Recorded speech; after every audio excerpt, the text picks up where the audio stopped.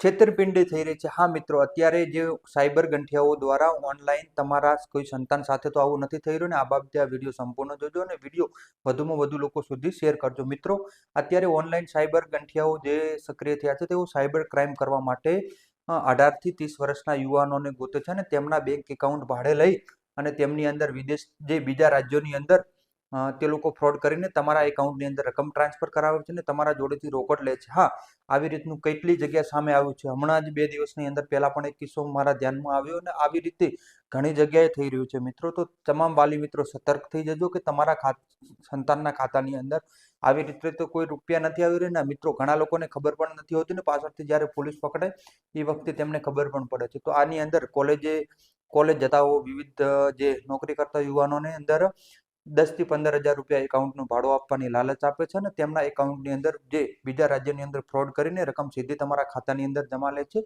તો આવી રીતે જ્યારે ગુનો નોંધાય ત્યારે મુખ્ય આરોપી જેના ખાતાની અંદર રકમ હોય તેને બનાવવામાં આવે છે। તો ક્યારે છૂટશો પણ નહીં, એવી રીતનું થઈ રહ્યું છે। મિત્રો, આવી રીતનું તમારું સંતાન નથી કરી રહ્યું ને, તે બાબતની અવશ્ય ધ્યાન રાખજો। અને આની અંદર શું નુકસાન છે, તો તમે માત્ર 5 થી 10 હજારની જગ્યાએ તમારા ખાતાની અંદર જો 20 લાખ સુધીની આવી રીતનું ફ્રોડ થતું છે ને, તો તે પૈસા પણ તમારે ભરવા પડશે અને બહારના રાજ્યની પોલીસ તમને પકડી રહેશે તો જામીન નહીં મળે, ત્યાંની જેલોમાં રહેવું પડશે। અને તો આવી રીતે તમે ઓનલાઈન કોઈ પણ રીતે કોઈ બની રહ્યું હોય તો આવી રીતના યુવાનો મિત્રોને પણ હું વિનંતી કરું છું કે પૈસાના ચક્કરની અંદર આવી રીતે જો ફસાઈ ગયા તો આ મોંઘી લાઈફ તમારી આ જ ચક્કરોની અંદર જતી રહેશે ને આવું ઘણી જગ્યાએ બન્યું છે।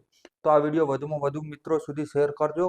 તમે બીજા વિડીયો શેર કરો એના કરતાં આવા શેર કરજો। અંદર ખાને કેટલાય લોકો આવી રીતે ફસાઈ પણ ગયેલા હોય છે। હવે કરવું શું? તો આવી રીતે તમે નજીકના પોલીસ સ્ટેશનની અંદર પણ જાણ કરી દેજો કે જો તમારી સાથે પણ આવું થયું હોય તો। મિત્રો, આવી રીતે પોલીસ પણ તમને સતર્ક કરતી હોય છે। તો મિત્રો, આ વિડીયો વધુમાં વધુ લોકો સુધી શેર કરો અને આવા સાયબર ક્રાઇમ જે કરતા હોય તેવા લોકોને પણ ખુલ્લા પાડો। કેમ કે તમે જે લોકોને જાણતા પણ દો ને, તે લોકો તમારો એકાઉન્ટની અંદર પેમેન્ટ નાખીને તમારા જોડેથી કેશમાં લઈને જતા રહેશે અને જે એક પુરાવો પણ નહીં બને, તેના મુખ્ય આરોપી તરીકે તમે જ રહેશો। તે લોકો ક્યાંય નજરમાં પણ નહીં આવે। તો સાયબર ક્રાઇમથી સતર્ક રહો અને આવી રીતે ના છેતરાઓ।